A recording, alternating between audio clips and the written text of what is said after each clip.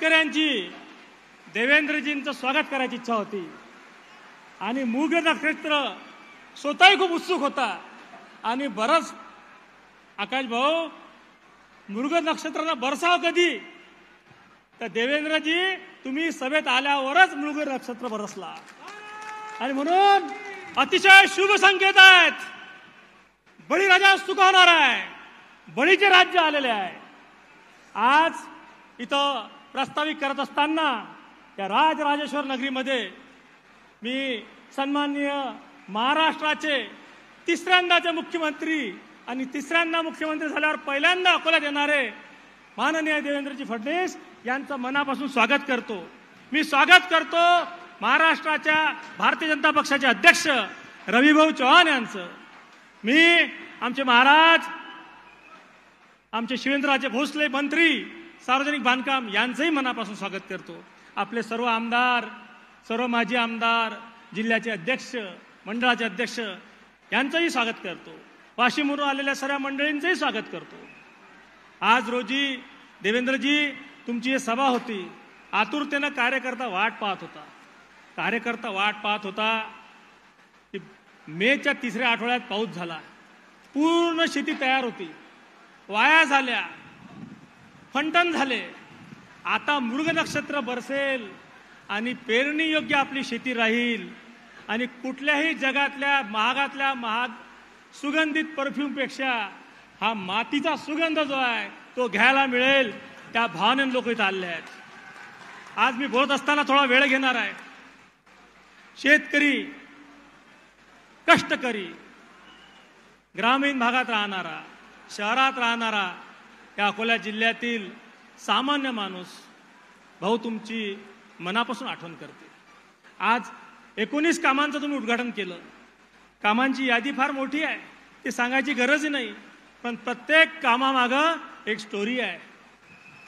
एखादा तोलामोलाचा मुख्यमंत्री, आमचे माजी पालकमंत्री जेव्हा या जिल्ह्याचं पालकत्व स्वीकारतात तेव्हा काय होते त्याचा परिणाम आजच्या 2624 कोटांच्या उद्घाटनातून मिळते आपल्याला. माझ्या भावांनो बहिणींनो, काटीपाटी बॅरेज 2006 साली मंजूर झाला होता. आज त्याची सुधारित प्रशासकीय मान्यता देत असताना अनेक प्रचलित नियमांना देवेंद्रजींनी बगल दिली. खारपान पट्ट्यातील प्रकल्पाला आर्थिक निकष पूर्णपणे बदलून तिप्पटचे निकष लावून देवेंद्रजींनी मोठ्या शिताफीने आपलं वजन वापरून हा काटीपाटी प्रकल्प मंजूर केला आणि याच्यातून जवळपास 2000 हेक्टर शेती सिंचनाखाली येणार आहे आणि त्या तालुक्यातील सुजलाम सुफलाम होण्याचं शेतकऱ्यांचं स्वप्न पूर्ण होणार आहे. तीच परिस्थिती शासकीय आपलं रुग्णालयाच्या 150 कोटीच्या वॉर्डाच्या उद्घाटन प्रसंगी झालं होतं. शिवेंद्रराजे भोसलेंना माहीत आहे किती त्रास झाला, स्टे सर्व गोष्टी झाल्या, परंतु सरकार आलं आणि 150 कोटीचा आपल्या शासकीय जे रुग्णालय आहे तिथंही वॉर्डाचं आज भूमिपूजन होत आहे. पशुकीय वैद्यकीय महाविद्यालयात एक अलग कहाणी आहे माझ्या भावांनो बहिणींनो.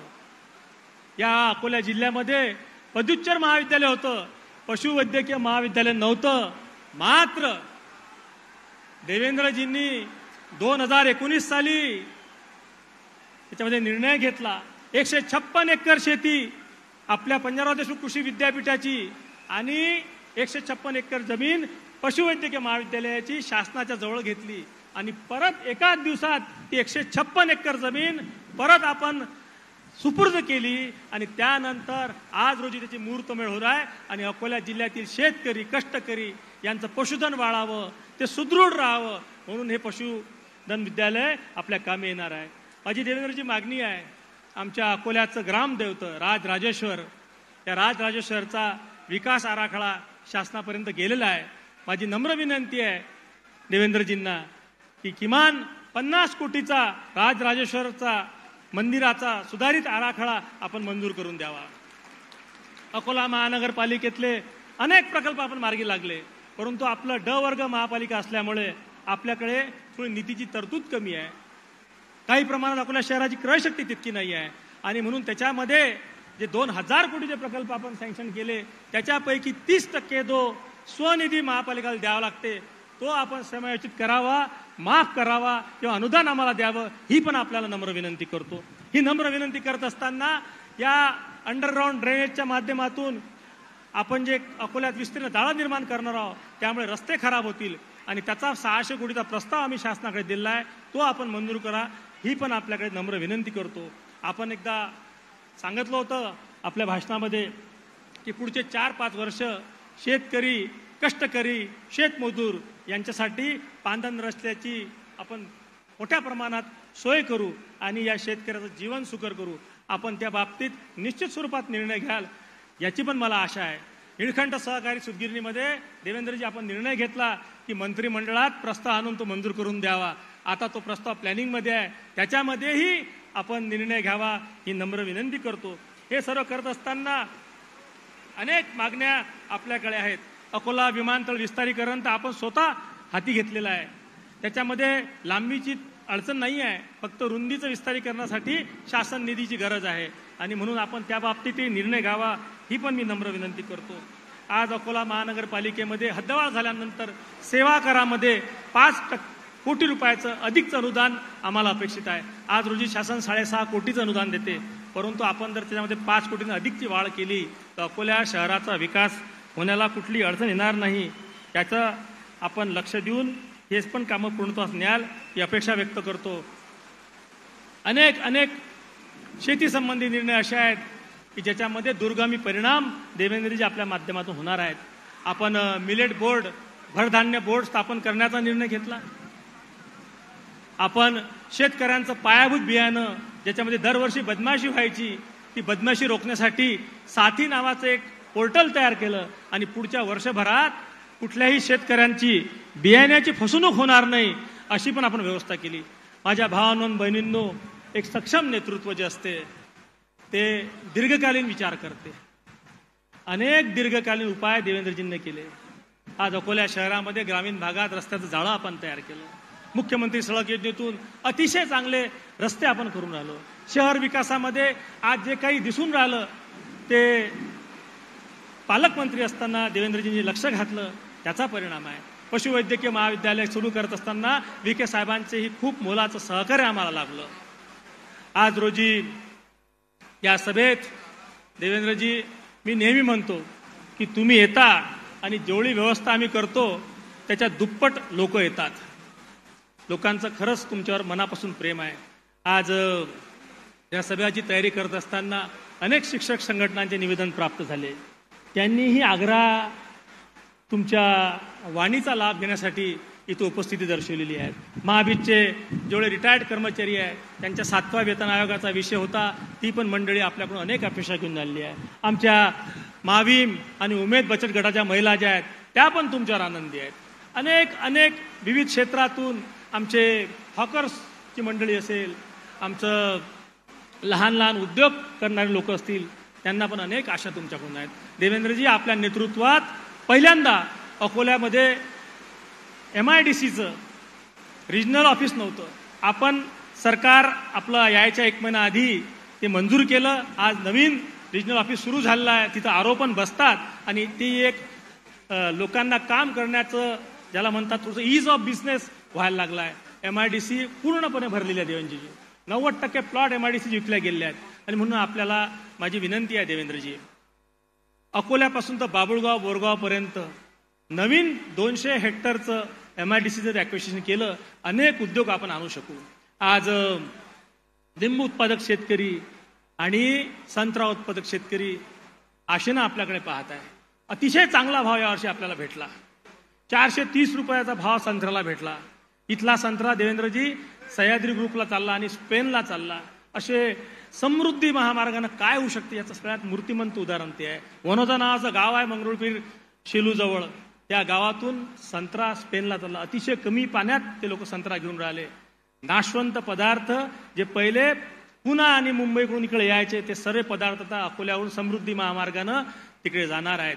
आणि त्यामुळे या विदर्भाच्या भूमीचा, इथं असणाऱ्या भूमिपुत्राचा, आपण मूल निवासी शेतकरी कुटुंबातल्या लोक थोडा वेगळा विचार करतात, परंतु मागच्या 10 पिढ्यांचा तुमचा इतिहास भाटांनी मला दिलेला आहे आणि मूलभूत शेतकरी असणारे तुम्ही निश्चित स्वरूपात या शेतकरी आणि नागरी वस्त्यांमध्ये राहणाऱ्या शहरी लोकांच्या आयुष्यात बदल पडा, त्यामध्ये मला कुठेही शंका नाही. देवेंद्रजी, तुमचं विशेष प्रेम आमच्यावर आहे आणि म्हणून प्रचलित नियम बदलून लोकसभेमध्ये तुम्ही आमचे अनुपजी धोत्रे यांना उमेदवारी दिली आणि तुमचा शब्द खाली जाऊ नये म्हणून पुऱ्या देशात आणि महाराष्ट्रात काय झालं असेल मला माहीत नाही, पण अकोला जिल्ह्यातील लोकांनी तुमचा मान राखला, अनुपला लोकसभेमध्ये निवडून दिलं.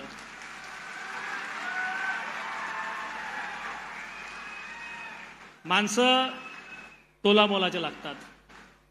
पालकमंत्रीपद गेल्यानंतर देवेंद्रजी नवीन पालकमंत्री आले तेव्हा देवेंद्रजींना भाषणात सांगितलं होतं, मी पालकमंत्रीपद सोडलं, पालकपद सोडलं नाही.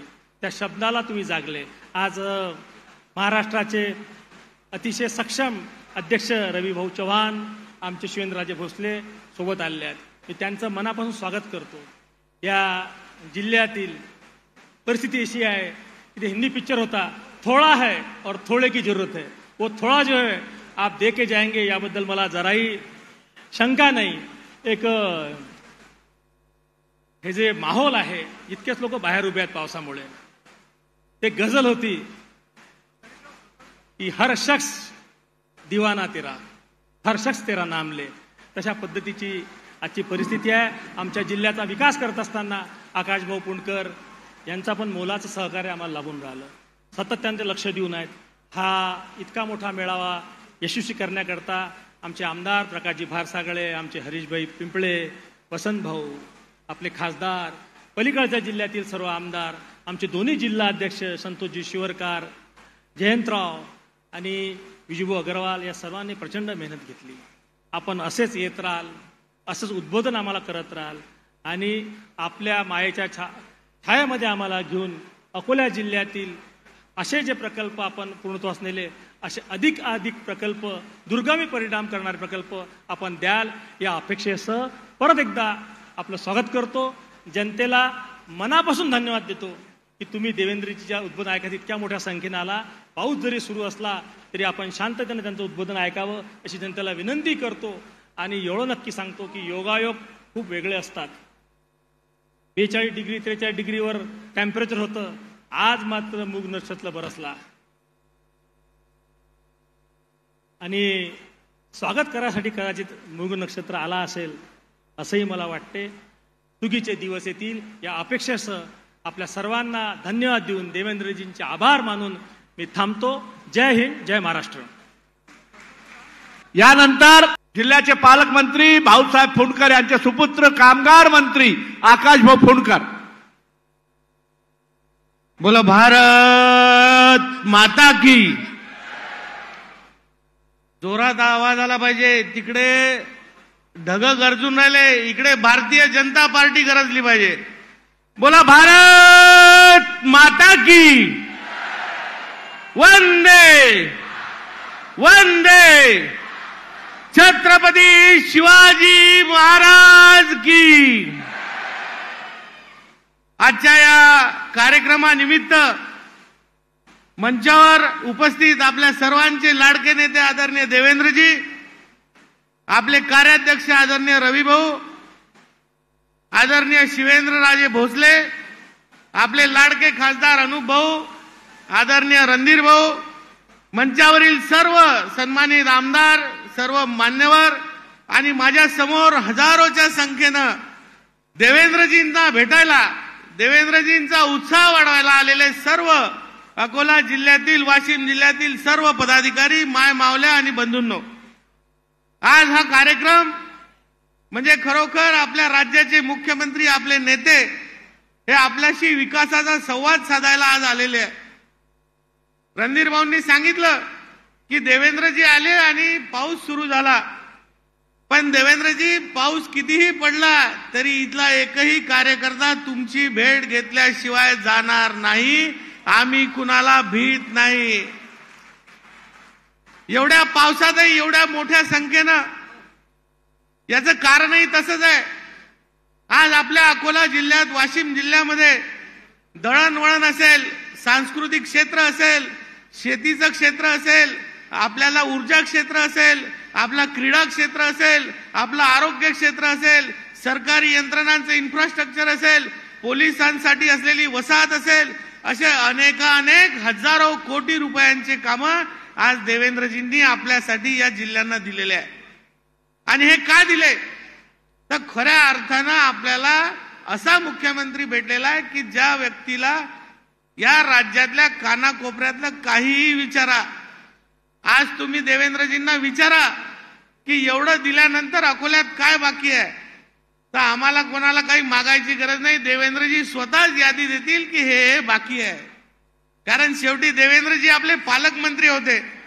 आणि रणधीर भाऊ तुम्ही बरोबर बोलले की देवेंद्रजींनी पालकमंत्री पद जरी सोडलं असेल तरी पालकत्व सोडलेलं नाही. आपल्या जिल्ह्याचे ते परमनंट पालक आहेत. आणि मी आज जास्त वेळ आपल्या सगळ्यांच्या मधात घेणार नाही, कारण आपल्या सगळ्यांना देवेंद्रजींना ऐकायचं आहे.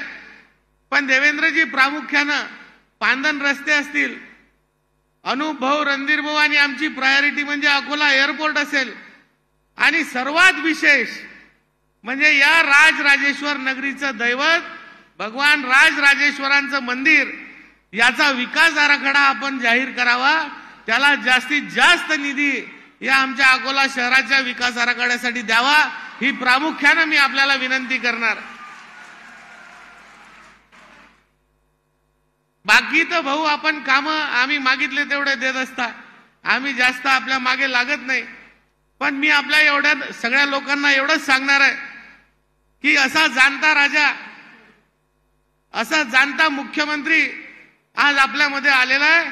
आपणही तेवढ्या ताकदीनं देवेंद्रजींचं स्वागत केलं पाहिजे, त्यांचा उत्साह वाढवला पाहिजे. आणि म्हणूनच आजच्या सभेचं नाव विकास संवाद सभा आहे. आज आपल्याला पाहिजे ते देणारा व्यक्ती म्हणजे देवेंद्रजी आहे. आणि त्यांच्या सोबत प्रामुख्यानं आपल्या भारतीय जनता पार्टीची नवीन ओळख, नवीन ताकद, आपले नवीन कार्याध्यक्ष रविभाऊ चव्हाण सुद्धा आलेले आहे. एकदा जोरदार टाळ्या या दोघांसाठी झाल्या पाहिजे.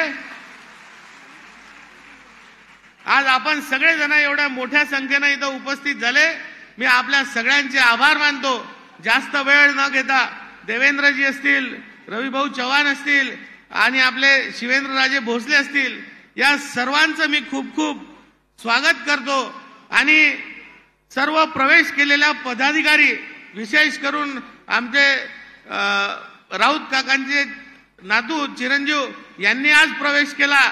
आपले खामगाव मतदारसंघातील आमचे सुरेशभाऊ तोमर, सुरेशभाऊ वनारे आणि त्यांची सर्व टीम यांनी सुद्धा देवेंद्रजी, रविभाऊ चव्हाण यांच्या सर्वांच्या नेतृत्वावर विश्वास ठेवून भारतीय जनता पार्टीमध्ये प्रवेश केला.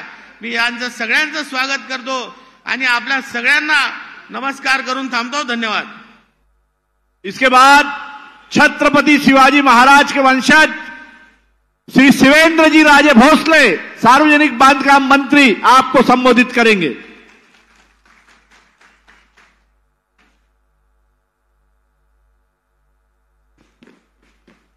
भारत माता की, भारत माता की, छत्रपति शिवाजी महाराज की, धर्मवीर छत्रपति संभाजी महाराज की जय भवानी, जय शिवाजी.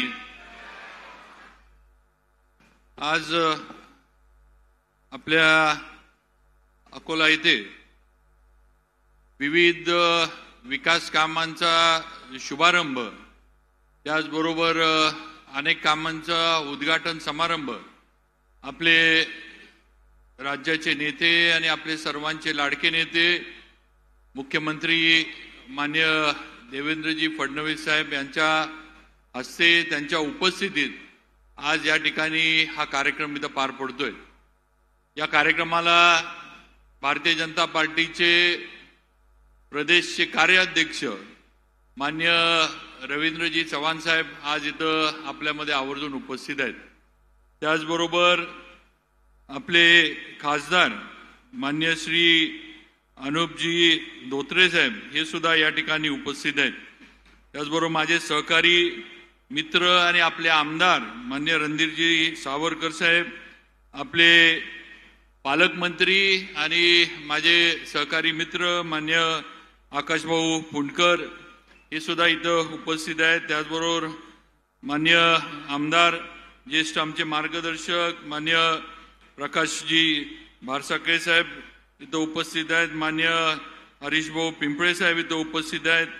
जिल्हा अध्यक्ष संतोषजी शिवरकर, शहर अध्यक्ष जयंतजी मसने, त्याचबरोबर आपले वाशिमचे आमदार मान्य श्याम कोडे साहेब, मान्य किशोर जोरगेवार साहेब, चंद्रपूरचे आमदार मान्य वसंतजी खंडेलवाल साहेब, आपले सर्वच आणि त्याचबरोबर सर्व स्टेजवरचे प्रमुख मंडळी. मी खरं म्हणजे जास्त वेळ घेणार नाही, कारण आपल्याला मुख्यमंत्री साहेबांचं देवेंद्रजींचं भाषण आणि त्यांचे विचार ते तुम्हाला मला आपल्याला सगळ्यांना ऐकायचे, ते ऐकायला आपण सगळेजण इथं आलोय ही वस्तुस्थिती आहे. आत्ताच रणधीर भाऊ मला ज्यावेळेला आम्ही दोघं एकत्र बसलो होतो मला म्हटले की राजे तुम्ही काय मी बोलवून आला नसता, त्यामुळे मी मुख्यमंत्री महोदयांना सांगितलं की राजांना तुम्ही येताना घेऊन या. पण रणधीर भाऊ असं नाहीये, मी देवेंद्रजींच्या आशीर्वादानं आत्ता मंत्री झालोय.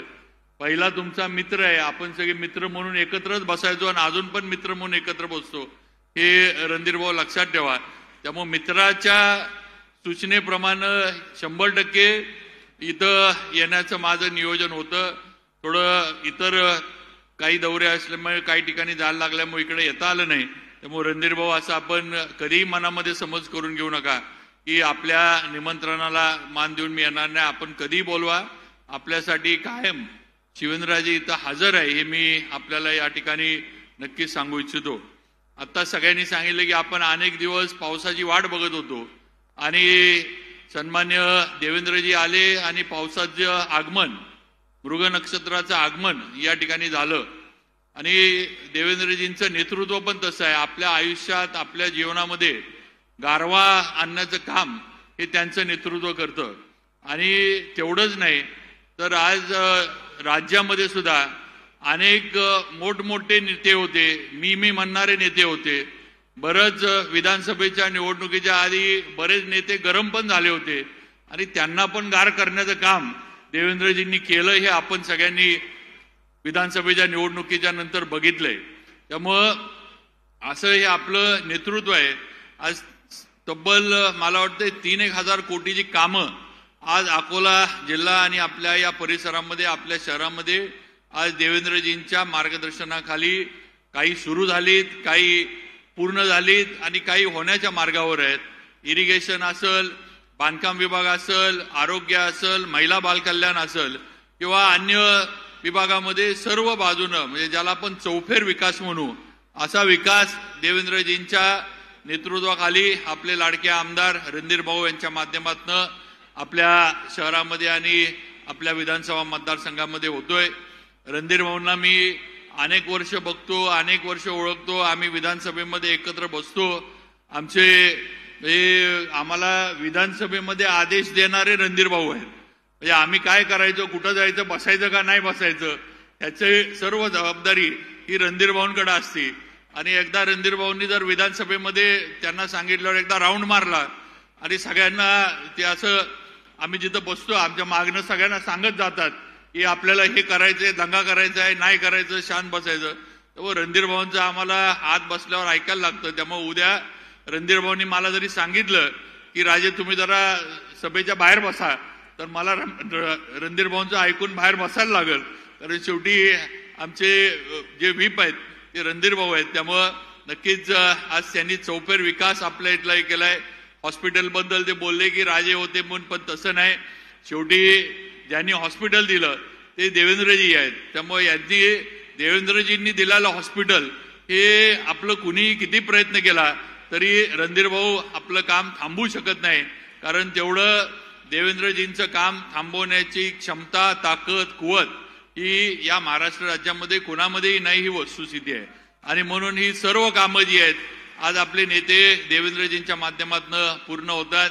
आज केंद्रामध्ये सुद्धा सन्मान्य पंतप्रधान नरेंद्रजी मोदी यांच्या सरकारला आता 11 वर्ष झालीत आणि आज आपण बघा ज्या पद्धतीनं देवेंद्रजी महाराष्ट्राचं पालकत्व करतात त्याच पद्धतीनं पंतप्रधानांनी पण देशाची जबाबदारी ही समर्थपणे पार पाडून दाखवली आहे. पाकिस्तान सारख्या दहशतवादी देशाला त्यांनी गुडघ्यावर आणलं आणि सिंदूर ऑपरेशन करून भारत हा जगभरामध्ये किती मोठा झालाय, या भारताची ओळख किती मोठी झाली आहे, या भारताचं सगळी जी काही क्षमता आहे ही किती हे झाली आहे हे तुम्ही आम्ही सगळ्यांनी या ऑपरेशनच्या माध्यमातून बघितलं. ही वस्तुस्थिती आहे.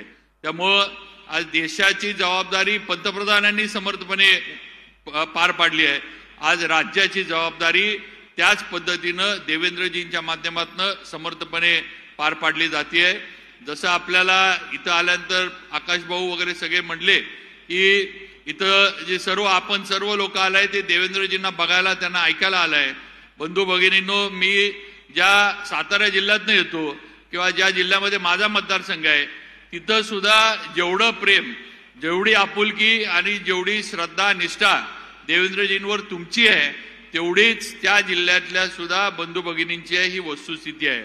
आज आपलं हे नेतृत्व हे कुठल्या एका विभागाचं नाही, तर हे नेतृत्व महाराष्ट्राचं आहे, हे आपण सगळ्यांनी लक्षात ठेवलं पाहिजे. आज संपूर्ण महाराष्ट्राला देवेंद्रजी आपले आहेत. मुंबईतल्या माणसाला वाटतं की माझे प्रश्न देवेंद्रजींना माहीत आहेत. आज पश्चिम महाराष्ट्रातल्या ऊस उत्पादकांना वाटतं की आमचे प्रश्न देवेंद्रजींना माहीत आहेत. कोकणातल्या भात उत्पादन करणाऱ्या लोकांना वाटतं, मच्छीमारी करणाऱ्यांना वाटतं की आमचे प्रश्न देवेंद्रजी समजतात, ते सोडवून देणार आहेत.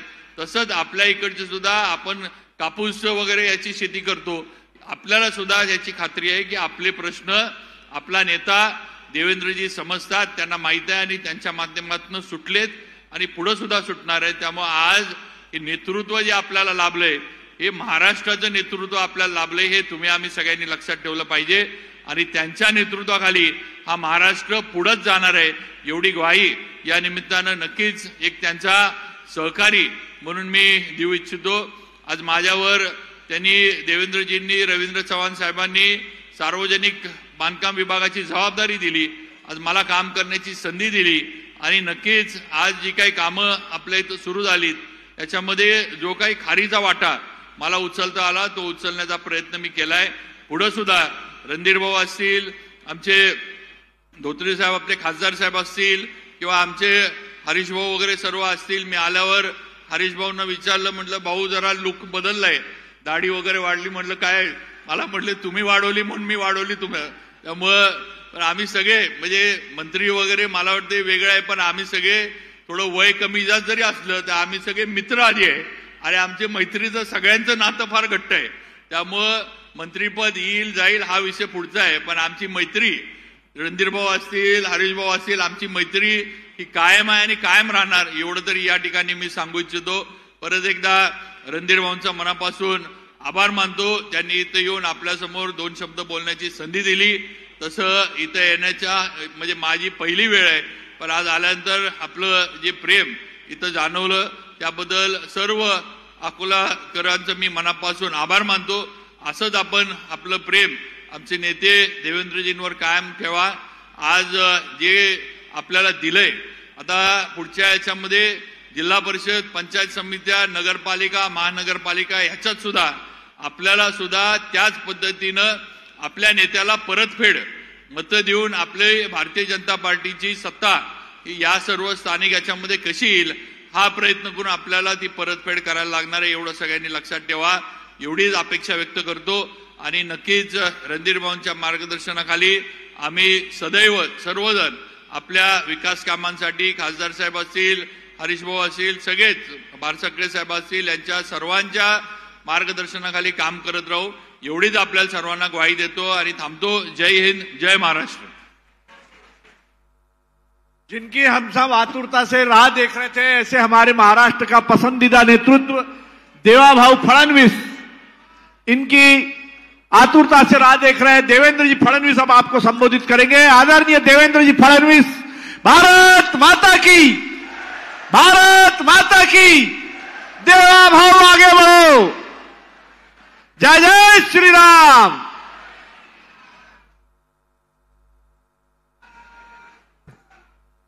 हेलो. भारत माता की, भारत माता की. छत्रपती शिवाजी महाराज की, धर्मवीर छत्रपती संभाजी महाराज की, जय भवानी, जय भवानी, जय जय जय जय जय भवानी, जय जय जय जय जय शिवाजी. हिंदवी स्वराज्याचे सरसंस्थापक छत्रपती शिवरायांना मानाचा मुजरा करतो. भारतीय राज्यघटनेचे शिल्पकार भारतरत्न डॉक्टर बाबासाहेब आंबेडकर यांना मानवंदना अर्पित करतो. ज्यांची 300वी जयंती आपण सगळे साजरी करतो आहोत, त्या लोकमाता पुण्यश्लोक अहिल्याबाई होळकर यांच्या चरणी देखील नतमस्तक होतो. आणि आज आपल्या या जाहीर सभेला मंचावर उपस्थित असलेले आपले भाजपचे कार्याध्यक्ष रवींद्र चव्हाणजी, विशेष या ठिकाणी उपस्थित असलेले श्रीमंत छत्रपती शिवेंद्रसिंहराजे भोसले, त्याचप्रमाणे पालकमंत्री आकाशभाऊ फुंडकर, लोकप्रिय खासदार अनुपभाऊ धोत्रे, ज्यांनी या अकोला जिल्ह्यामध्ये आणि अकोला शहरामध्ये विकासाची गंगा आणली, ते आपल्या सर्वांचे लाडके आमदार रणधीरभाऊ सावरकर, ज्येष्ठ आमदार प्रकाशभाऊ भारसाकळे, आमदार हरीशभाऊ पिंपळे, आमदार वसंतभाऊ खंडेलवाल, आमदार श्यामभाऊ खोडे, डॉक्टर रणजित पाटील, किशोरजी जोरगेवार, उपेंद्रजी कोठेकर, अनंतरावजी देशमुख, संतोषजी शिवरकर, विजयजी अग्रवाल, वसंतरावजी खोटरे, जयंतजी मसने, जयंतजी डेहनकर, पुरुषोत्तमजी चितलांगे, कृष्णा शर्माजी, किशोर मांगटे पाटील, विजयराव जाधव, दिनेशजी सूर्यवंशी, नकुलजी देशमुख, वसंतभाऊ बाचुका, अर्चनाताई मसने, सचिनजी देशमुख, मंचावर उपस्थित सर्व मान्यवर आणि या ठिकाणी एवढ्या मोठ्या संख्येनं उपस्थित असलेल्या माझ्या सर्व लाडक्या बहिणींनो आणि तितक्याच लाडक्या भावांनो, आज मला अतिशय आनंद आहे की जवळपास 2700 कोटी रुपयांच्या कामाचं उद्घाटन आणि भूमिपूजन करण्याकरता मी या ठिकाणी उपस्थित आहे. आणि आपण जर बघितलं तर यात सगळ्या प्रकारची कामं आहेत. काटीपाटी बॅरेज, खरं म्हणजे मी रणधीर भाऊ तुमचं अभिनंदन करेन की एखाद्या गोष्टीचा पाठपुरावा कसा करावा हे तुमच्याकडनं शिकलं पाहिजे. 2014ला मी जेव्हा मुख्यमंत्री झालो आणि रणधीर भाऊ म्हणाले काटीपाटी बॅरेज करायचं आहे म्हणून त्याची फाईल मागवली, तर तो प्रकल्प मेलेला होता. म्हणजे काय, तर फाईलवर सगळ्या विभागांनी हा प्रकल्प होऊ शकत नाही, हा नियमात बसत नाही, अशा प्रकारे लिहून ती फाईल बंद केली होती. पण रणधीर भाऊंनी पाठपुरावा करून त्यातला एक एक विषय हा त्यांच्या कल्पकतेनं सोडवला आणि म्हणूनच आज काटीपाटी बराचं या ठिकाणी 500-550 कोटी रुपयाचं काम होतं आहे. याचं खरं श्रेय हे रणधीर भाऊंना या ठिकाणी जातं. आणि म्हणून काटीपाटी बॅरेज सारखा विषय असेल, पशुवैद्यकीय महाविद्यालयासारखा विषय असेल, या ठिकाणी 150 कोटीचं नवीन हॉस्पिटल करण्याचा विषय असेल, या ठिकाणी क्रीडा संकुल आणि ऑलिम्पिक लेवलचा स्विमिंग टँक करण्याचा विषय असेल, अकोला शहराकरता 650 कोटी रुपयाची भुयारी गटाराची योजना असेल, या ठिकाणी वेगवेगळ्या प्रकारचे रस्ते अकोट, मूर्तिजापूर आणि अकोला या सगळ्या भागांमध्ये हॅमचे रस्ते, वेगवेगळ्या प्रकारचे रस्ते करण्याचा विषय असेल, वेगवेगळ्या ठिकाणी वेगवेगळ्या पद्धतीनं या ठिकाणी हे जी कामं आपण केलेली आहेत, मला असं वाटतं सर्व प्रकारच्या विकासाची कामं ही आज आपण या ठिकाणी उद्घाटित करतो. अकोल्याचं जिल्हाधिकारी कार्यालय या ठिकाणी विशेषतः आमच्या शेतकऱ्यांना दिवसा 12 तास वीज मिळाली पाहिजे म्हणून सौर ऊर्जा प्रकल्पाचे 10 मेगावॅटचं काम असेल. खरं म्हणजे 19 कामाचं उद्घाटन आणि भूमिपूजन हे आपण आज या ठिकाणी केलं. 2700 कोटी रुपये या ठिकाणी या जिल्ह्याला मिळाले. आणि मी तुम्हाला आश्वस्त करू इच्छितो की आपल्या महानगरपालिकेच्या क्षेत्रामध्ये हे जे आपल्याला 650 कोटी रुपयाचं भुयारी गटाराचं काम करायचं आहे, याकरता 30% पैसे हे महानगरपालिकेला द्यायचे आहेत. मला कल्पना आहे महानगरपालिकेजवळ हे पैसे नाहीत, त्यामुळे आजच घोषणा करतो हे 30% पैसे ही राज्य सरकार देईल आणि हे काम आपण या ठिकाणी निश्चितपणे पूर्ण करू. आज मला खरं म्हणजे आपल्या लक्षात आणून द्यायचं आहे की आपले रणधीर भाऊ असतील, अनुप भाऊ असतील किंवा आपले जिल्ह्यातले सर्व आमदार असतील, हे सातत्याने विषयांचा पाठपुरावा करतात आणि त्यामुळेच खऱ्या अर्थानं या ठिकाणी ही मोठ्या प्रमाणात कामं जी आहेत ही होताना आपल्याला पाहायला मिळत आहेत. आपल्याला मी अनुभव सांगू इच्छितो की आपल्या निवडणुकीपूर्वी मी ज्यावेळेस रिसोडला गेलो होतो त्यावेळेस तिथेही मी जी घोषणा केली होती, अनंतरावजी आपल्याला लक्षात आहे, अनंतराव देशमुख, नकुलजी आपण सगळे होतात, आपल्या समोर मी घोषणा केली होती रिसोड शहराची वाढीव पाणी आरक्षणाची आणि मालेगाव शहराची चाकतीर्थ जलाशयातनं पाणी पुरवठ्याची. या दोन्ही योजनांना पूर्ण मान्यता आपण दिलेली आहे आणि त्याचं कामही आपण पूर्ण करणार आहोत. त्यामुळे अनुभव नुसतं अकोला जिल्ह्यापुरतं नाही, तुमच्या मतदारसंघातल्या वाशिम जिल्ह्यातही अनंतरावजींचा आग्रह होता, तेही काम आपण त्या ठिकाणी निश्चितपणे पूर्ण करतो आहोत. मला हे सांगितलं पाहिजे, आज राज्यामध्ये आपल्या सर्वांच्या आशीर्वादाने पुन्हा एकदा महायुतीला भक्कम अशा प्रकारचं यश हे या ठिकाणी प्राप्त झालं आणि देशाचे प्रधानमंत्री माननीय नरेंद्र मोदीजींच्या नेतृत्वात या महाराष्ट्रामध्ये आपण कामाची सुरुवात केली. पहिल्यांदा 100 दिवसाचा कार्यक्रम प्रशासनाला दिला आणि त्या 100 दिवसातच 5 वर्ष हे सरकार कसं काम करणार आहे त्याची झलक लोकांना पाहायला मिळाली. 100 दिवसामध्ये जे प्रशासन त्या ठिकाणी सुस्त होतं त्याला आम्ही धावायला लावलं. आणि आपण बघा, कुठल्याही ऑफिसमध्ये जाऊन जर आपण बघितलं, कुठल्याही शासकीय कार्यालयात जाऊन बघितलं तर एक मोठं परिवर्तन आपल्याला शासकीय कार्यालयांमध्ये पाहायला मिळतं. शासकीय कार्यालय स्वच्छ झालेली पाहायला मिळतात, तिथला रेकॉर्ड व्यवस्थित झालेला पाहायला मिळतो, तिथल्या लोकांच्या तक्रारी सॉल्व्ह झालेल्या आपल्याला पाहायला मिळतात, त्या ठिकाणी वेगवेगळ्या प्रकारचे इंटरव्हेन्शन्स आपल्याला पाहायला मिळतात. कारण आपण एकच गोष्ट सांगितली, जनतेने हा जो मोठा विजय आम्हाला दिलेला आहे हा विजय खुर्च्या तोडण्याकरता दिलेला नाही.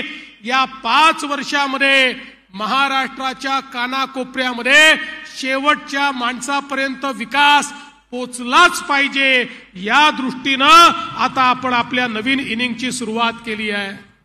आता 100 दिवसाच्या कार्यक्रमानंतर 150 दिवसाचा कार्यक्रम दिलाय आणि या 150 दिवसाच्या कार्यक्रमामध्ये आपण आता या ठिकाणी सगळ्या विभागांना सांगितलं आहे की तुम्ही जेवढ्या सेवा देता या सगळ्या सेवा ऑनलाईन आल्या पाहिजेत. कोणालाही शासकीय कार्यालयामध्ये येण्याची आवश्यकताच पडू नये. ज्याला सेवा घ्यायची आहे त्याला ती ऑनलाईन घेता आली पाहिजे, पैसेही ऑनलाईन भरता आले पाहिजे. ऑनलाईन सेवेचा फायदा असा आहे की कोणाच्याही टेबलावर जावं लागत नाही, कोणाच्या टेबलावर वजन ठेवावं लागत नाही, चेहरे पाहून काम होत नाही, थेट त्या ठिकाणी काम होतं. आणि आता तर केवळ आपण ऑनलाईन करून थांबणार नाही आहोत, तर आपण बेटाशी म्हणजे व्हॉट्सॲपशी एक करार केला आहे. आता या जेवढ्या सेवा वेगवेगळे विभाग देतात, या सेवा सामान्य नागरिकाला व्हॉट्सॲपच्या माध्यमातून देखील प्राप्त होणार आहे. म्हणजे सेवेचा फॉर्मही व्हॉट्सॲपवर भरा, पैसेही व्हॉट्सॲपवरच भरा आणि त्याचा दाखलाही तुम्ही व्हॉट्सॲपवरच मिळवा. कोणाही कडे जाण्याची तुम्हाला आवश्यकता नाही. अशा प्रकारचा प्लॅटफॉर्म हा येत्या 150 दिवसामध्ये आपण त्या ठिकाणी बिल्ड करतो आहोत. अर्थात व्हॉट्सॲपवर सगळ्या सेवा यायला त्याच्याही पेक्षा जास्त 2 महिने लागतील, पण या वर्षाच्या शेवटापर्यंत या सगळ्या सेवा या आम्हाला प्राप्त करून द्यायच्या आहेत. कारण प्रशासन हे गतिशीलही असलं पाहिजे, प्रशासन हे पारदर्शीही असलं पाहिजे. अशा प्रकारची पद्धतीने आपण काम करतो. मला सांगताना आनंद वाटतो की गेल्या 10 वर्षामध्ये विशेषतः माननीय मोदीजींच्या नेतृत्वात महाराष्ट्रामध्ये आणि विदर्भामध्ये मोठ्या प्रमाणात आपण काम केलं. बळीराजा जलसंजीवनी योजनेच्या माध्यमातून मला सांगताना आनंद वाटतो, या विदर्भामध्ये 25 वर्ष रखडलेले 89 प्रकल्प सिंचनाचे हे आपण पूर्ण करण्याचं काम केलं.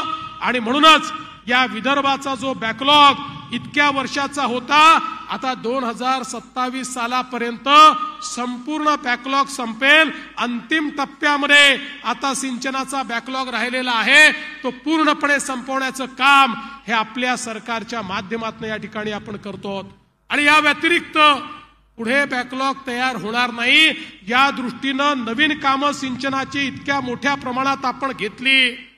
मला सांगताना आनंद वाटतो, वैनगंगा नळगंगा सारखा एक प्रकल्प हा देशातला एक अजुबा असणार आहे. अशा प्रकारचा प्रकल्प भंडाऱ्याच्या खालून वाहणारी, त्या ठिकाणी वैनगंगा नदीचा जो गोसीखुर्दच्या खालून वाहणारा जो पाणी आहे, ते पाणी 450 किलोमीटरची नवीन नदी आम्ही तयार करणार आहोत आणि बुलढाणा जिल्ह्यापर्यंत त्या ठिकाणी आम्ही नेणार आहोत, वाशिम जिल्ह्यापर्यंत आम्ही त्या ठिकाणी नेणार आहोत. आणि यामुळे आपल्या पश्चिम विदर्भातले अमरावती, यवतमाळ, अकोला, वाशिम आणि बुलढाणा या भागामध्ये खारपाण पट्टा असो की दुष्काळी पट्टा असो, संपूर्ण शेती ही त्या ठिकाणी सिंचनाखाली आणण्याचं काम आपण करणार आहोत. 10 लाख एकर शेती ही सिंचनाखाली आणण्याचं काम या एका योजनेनं, या नदीजोड प्रकल्पाच्या माध्यमातून आपण करतो. आणि जवळपास 1 लाख कोटी रुपये आपण याच्यावर खर्च करणार आहोत. विदर्भातली कोरडवाहू शेती ही नेहमी करता संपून जाईल आणि विदर्भामध्ये ओलिताची शेती आणि फळबागांची शेती ही आपल्याला पाहायला मिळेल. अशा प्रकारचा प्रकल्प आज या ठिकाणी आपण केला आहे. आपल्याला कल्पना आहे, नानाजी देशमुख कृषी समृद्धी प्रकल्पाच्या माध्यमातून शेतकऱ्यांना यांत्रिकीकरण असेल, शेतकऱ्यांना शेततळं असेल, शेतकऱ्यांना वेगवेगळ्या प्रकारचे इंटरव्हेन्शन्स असतील, हे देण्याचं काम आपण सुरू केलं. रणधीर भाऊ, तुमचं अभिनंदन करतो की पहिल्या टप्प्याचा जो आपला प्रकल्प होता त्याच्यामध्ये तुम्ही जे इनपुट दिले ते अत्यंत महत्वाचे ठरले. आपला पहिला टप्पा पूर्ण झाल्यानंतर वर्ल्ड बँकेने सांगितलं, आमच्या वर्ल्ड बँकेच्या इतिहासामध्ये सगळ्यात चांगल्या प्रकारे राबवलेली गेलेली ही स्कीम आहे आणि त्यांनी आता दुसरा टप्पा आपला मंजूर केला. पुन्हा 5,000 कोटी रुपये हे वर्ल्ड बँकेने दिलेले आहेत आणि आपल्या अकोला जिल्ह्यातलीही मोठ्या प्रमाणात गावं त्याच्यामध्ये आपण घेतलेली आहेत की ज्यातनं आमच्या शेतकऱ्याच्या जीवनामध्ये एक मोठं परिवर्तन आपण करणार आहोत. आणि मला हेही सांगताना आनंद वाटतो की आता मुख्यमंत्री सौर कृषी वाहिनीचं काम अत्यंत वेगानं सुरू आहे. आम्ही शेतकऱ्यांना मोफत वीज तर दिली, पण आम्हाला शेतकऱ्यांना 12 महिने दिवसाची वीज द्यायची आहे. त्याकरता ही कृषी वाहिनीचं काम आम्ही करतोय. आणि मी तुम्हाला सांगतो, डिसेंबर 2026 पर्यंत शेतीला लागणारी 16,000 मेगावॅट वीज ही सौर कृषी वाहिनीच्या माध्यमातून येईल. आणि आमच्या शेतकऱ्याला त्यानंतर 12 महिने दिवसा 12 तास मोफत वीज मिळेल. शेतकऱ्याला रात्री शेतात जाण्याची आवश्यकता पडणार नाही. बंधू भगिनींनो, आज इतक्या मोठ्या प्रमाणात वेगवेगळ्या योजनांच्या माध्यमातून शेती क्षेत्रामध्ये आपण गुंतवणूक वाढवतोय.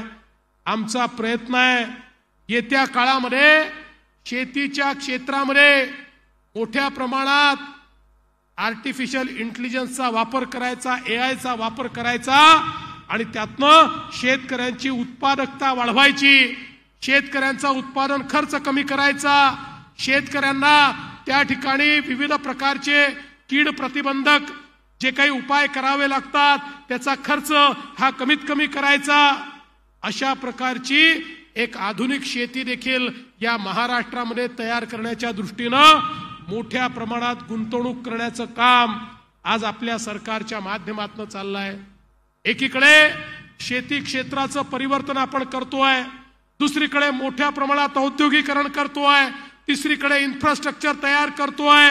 आज मोठ्या प्रमाणात रस्ते असतील, हायवेज असतील, हे आपण तयार करतोय. समृद्धीसारखा एक महामार्ग आपण तयार केला तर आज अनेक जिल्ह्यांचं भाग्य बदलत आहे. आणि त्यासोबत आता मोठ्या प्रमाणात एअर कनेक्टिव्हिटी देखील आपण करतोय.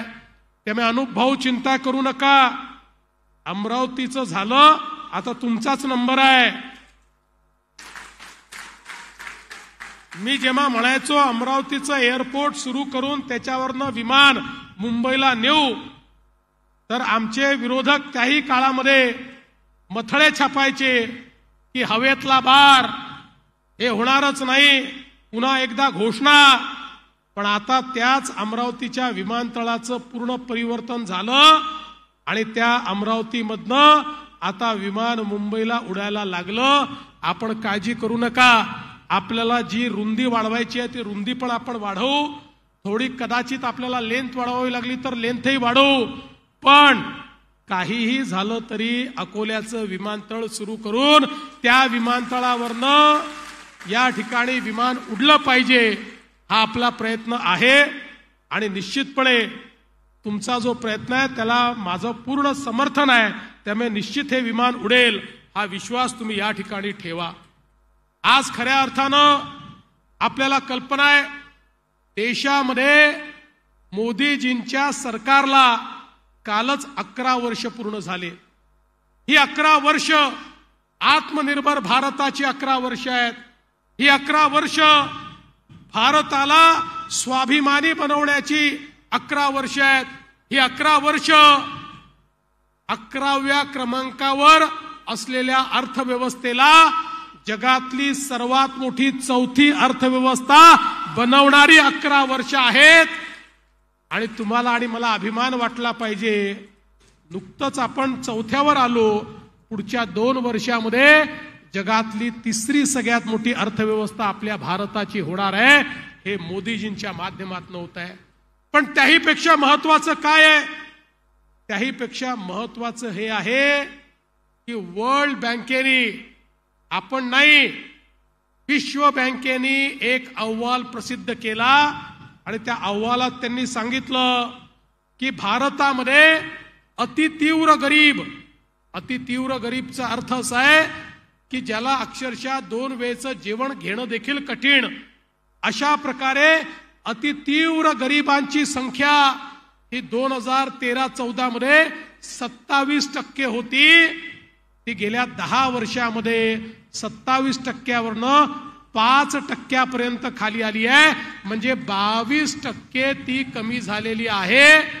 आणि जर आपण याचा हिशोब लावला तर 25 कोटीपेक्षा जास्त परिवार हे आज गरिबी रेषेच्या वर आले आहेत. आणि अतितीव्र गरिबीतनं आज त्यांना बाहेर काढण्याचं काम मोदीजींनी केलं आहे. या देशामध्ये गरीब कल्याणाचा अजेंडा वर्षानुवर्ष चालला होता, पण हा गरीब कल्याणाचा अजेंडा खऱ्या अर्थानं राबवणारे मोदीजी आहेत. आणि मी मोदीजींचे आभार मानतो. मोदीजींनी आम्हाला तर छप्पर फाडून दिलं. याचं कारण काय आहे तर या वर्षी आपल्या प्रधानमंत्री आवास योजना ग्रामीण मध्ये आम्ही मोदीजींना आणि शिवराज सिंगजींना सांगितलं की आमची एकूण जी वेटिंग लिस्ट आहे ही 30 लाख लोकांची आहे. 30 लाख लोकांना आम्हाला घर द्यायचं आहे. आम्हाला देखील आश्चर्य वाटलं.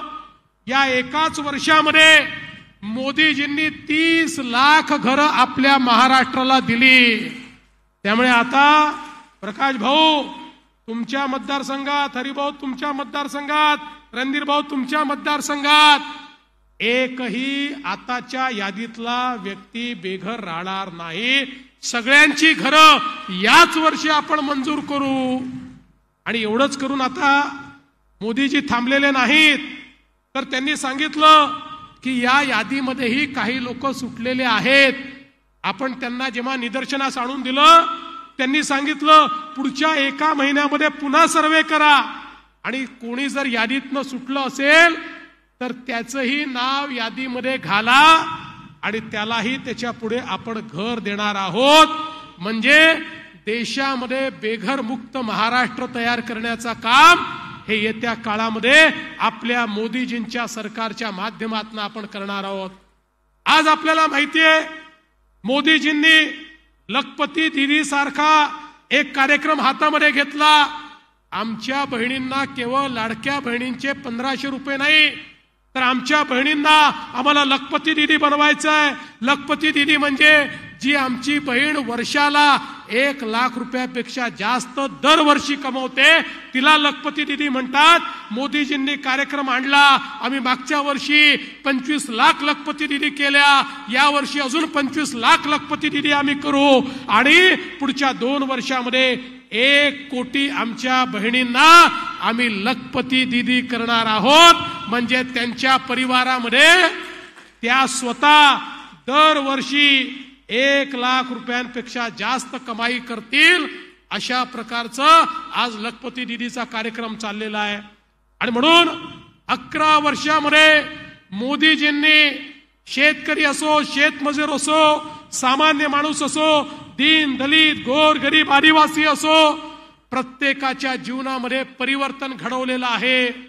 आणि सगळ्यात महत्वाची गोष्ट जर काही असेल तर नवीन भारत काय आहे हे मोदीजींच्या नेतृत्वात ऑपरेशन सिंदूर मध्ये आपण बघितलं.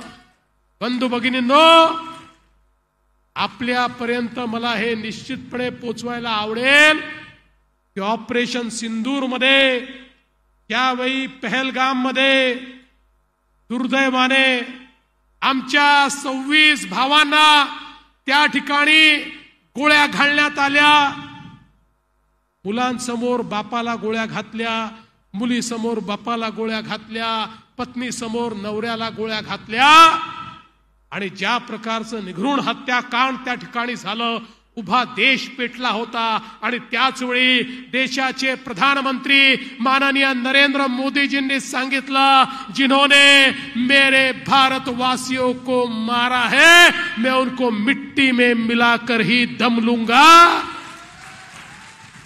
आणि त्यानंतर ऑपरेशन सिंदूरची सुरुवात झाली आणि पाकिस्तानमध्ये जाऊन 9 आतंकवादी अड्डे हे नेस्तनाबूत आम्ही करून टाकले.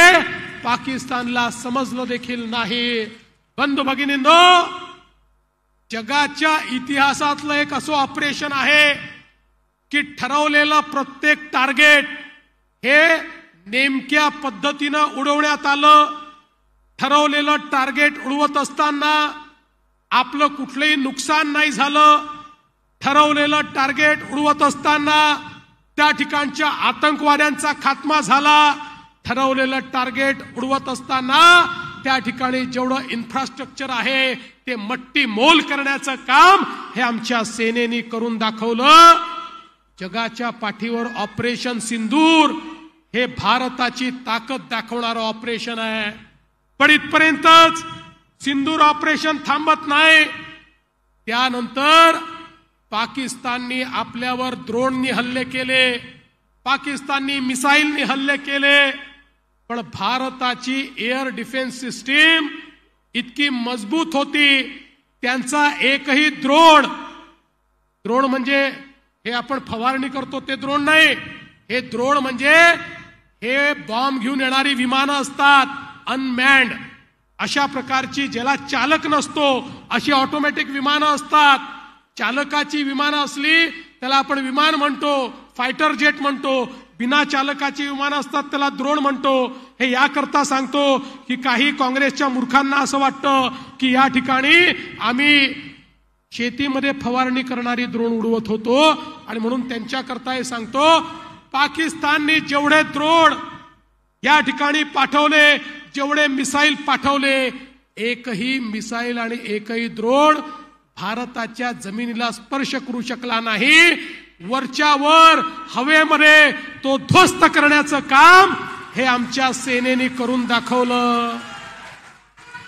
आणि त्यानंतर मात्र आमच्या सेनेने पाकिस्तानला त्या ठिकाणी खऱ्या अर्थानं त्यावेळेस प्रतिहल्ला केला.